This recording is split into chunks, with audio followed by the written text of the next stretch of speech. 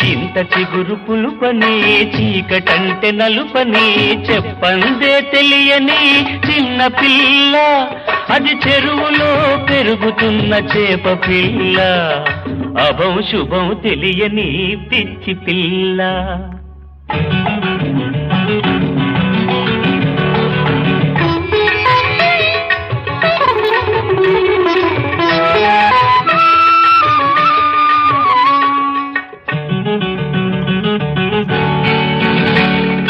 గట్టు మీద కొంగను చూసి చెట్టు మీద డేగను చూసి చుట్టమని అనుకుంది చేప పిల్ల, పాపం చేప పిల్ల.